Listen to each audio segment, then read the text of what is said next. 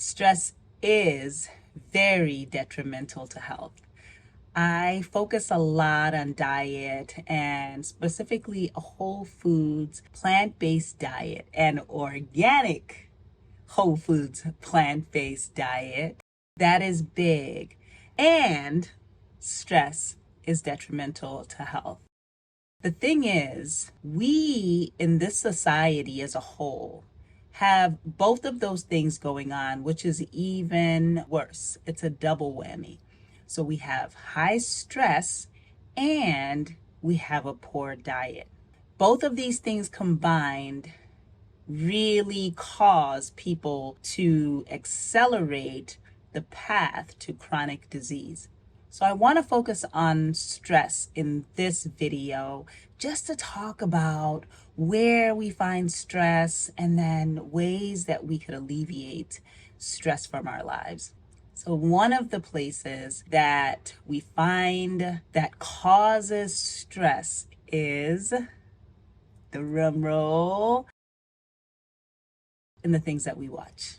The things that we watch, the things that we consume on a daily basis. Because something to think about is when we take things in with our eyes, with our ears, with our nose, also with energy, right? Like if I'm around somebody that has a kind of, you guys know what I'm talking about. I know it sounds woo-woo, but there are some people that you might meet and you'll say, ooh, I don't know about this person, or oh, I'm really attracted to that person. So energy really is a thing. So let me focus first on the things that we consume with our eyes and our ears. And one of the biggest things that we consume with our eyes and our ears is the news. And this has really come to my attention more because I have been sort of peeking up when I'm exercising at the gym. And at the gym, they have like a bunch of TVs, and on the TVs at 6 o'clock in the morning, the news is on. And I'll look up and I'm like, oh my gosh, what's going on? And I stopped watching the news about 5 years ago now. I stopped watching the news for several reasons. One, I had just had my second child, and there was a lot of news about children being shot in the neighborhoods. And man, every single time that I saw a child having been shot, it really hurt my heart. And I felt for that child's parents, that child's brothers and sisters, just everybody involved in that child's life. And I also thought about what if that happened to my kids? And I really am a big believer in what we think. My thoughts were just continuously centered around what if something happens to my children? And oh my gosh, I feel so bad for this family. And this was happening very early in the morning, and my whole day would just be focused on this. Also, during that time, and it's funny when I say this now because I was telling a friend the story, and what they said to me was, well, that's still happening. And I was like, oh, right. I don't know because I haven't been watching. But one of the other things that was happening was there was a lot of expressway shootings at the time. I would get on the expressway thinking that I was going to get shot on the expressway. And it definitely changed the way that I drive. I'm going to tell you that right now. It changed the way that I drive and the things that I reacted to. I was already kind of doing some work around spiritual growth and just having kindness and tolerance. But when I saw that people were getting shot on the expressway, I wasn't engaging anymore. I was just kind of like, all right, whatever. You do what you do, and then I'll just keep moving. The point is, I was thinking about it. I was taking a drive to where I was working, and it was about an hour drive there and an hour drive back every day. And it was something that was constantly on my mind. Now, one of the biggest things too that happened was related to children being shot was there were a lot of school shootings, and it was every week, sometimes every couple of days, there was a school shooting. And this happened for a while. I mean, maybe it was months, but it felt like a while. After, I don't know how many school shootings it was, I remember one time I looked at the news and there was another school shooting, and I was just like, oh, another school shooting, right? And I just kind of moved on. That doesn't mean that it didn't affect me, but it didn't affect me as much as it should have affected me. And it reminded me of the story of the boiling frog. The story of the boiling frog is if you put a frog into boiling water, it will jump right out of that water.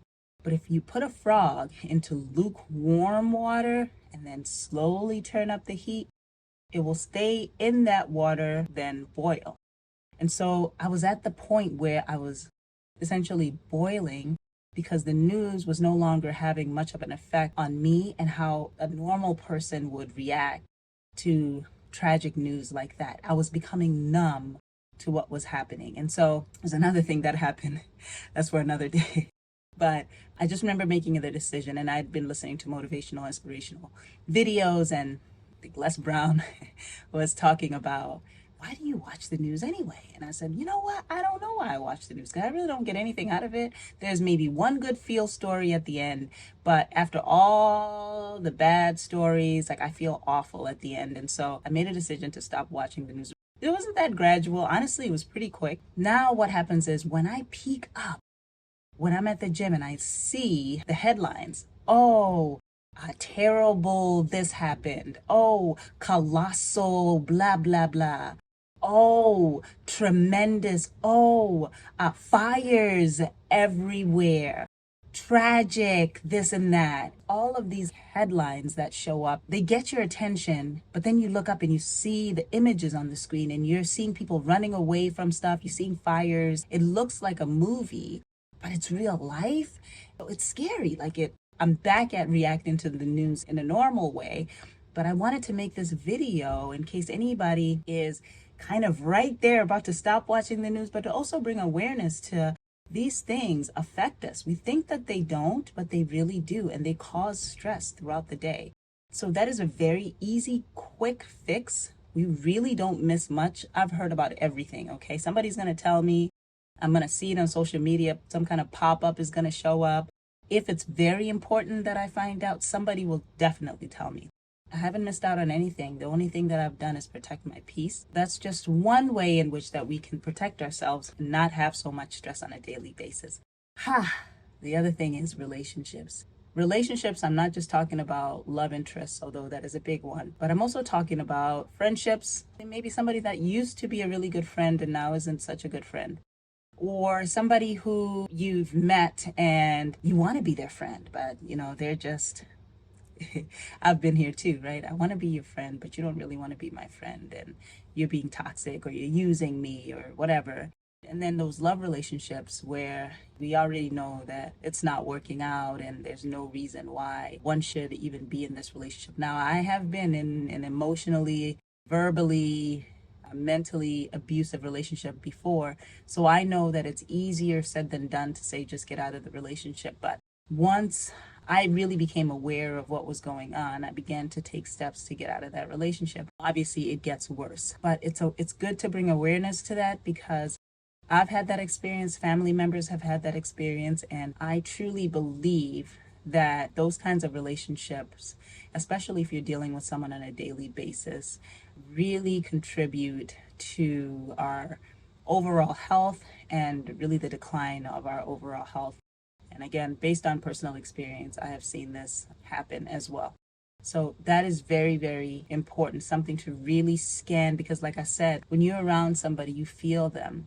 Even though you might get used to that feeling, again, the story of the boiling frog. It doesn't mean that it's right, but there's always something subconsciously or something within us that tells us, I probably should not be in this relationship. So how do we get out of this cycle? I talked about, I know that it might not be easy to do, but biggest thing to do is to work on ourselves and to develop self-love, self-respect, self-care, self-tolerance, self-trust, all of these kinds of self blah, blah, blah. The tools and strategies in which to do these things are to just do the right thing every single day. One small thing in the direction of where you want to go. You begin to learn how to trust yourself. You begin to learn how to love yourself. You begin to learn how to have tolerance and forgive yourself. Because you are now beginning to focus on how can I become a better person by focusing on removing some of the stresses in our life. Just say removing the news. That's an act of self-care. Say if your diet is poor, having one meal a day that is really good, that's an act of self-care, and then building on that, right? So here are some other tactics in order to develop those self things. I do prayer, meditation, and exercise. And those things, they let me know that I care about myself. Exercise, not even that long. 20, 30 minutes a day, every day, does the trick for me. If I can build in an exercise routine that tells me, Mamelo, I care about you. I care about you. I want you to feel good. I want you to look good. I want you to be the best version of yourself, little by little. And then meditation just quiets my mind. It allows me to then listen for instructions and be creative. And then when I take the action on those instructions, again, those things tell me I love me. And I'm not talking about in any kind of cocky way. I'm really talking about self development, because the truth is, if I don't care for myself, who's going to care for me? And the reason why I was attracting terrible relationships into my life was because I was not caring for myself. So because I was not caring for myself, I was attracting other people in my life that were not caring for me. But once I began to care for myself, I began to attract people in my life that cared for me. I really hope that this video helped and inspired you in any kind of way. Stress is a tough one, but it's very important to become aware. Write down where you feel stress, where you feel the stress. Try to figure out how you can alleviate some of the stress by either getting rid of things or adding things to your daily routine. And comment below if I can help you in any kind of way. Definitely like and subscribe to the channel. Like the video. I'd really appreciate that. And I will see you guys on the next one.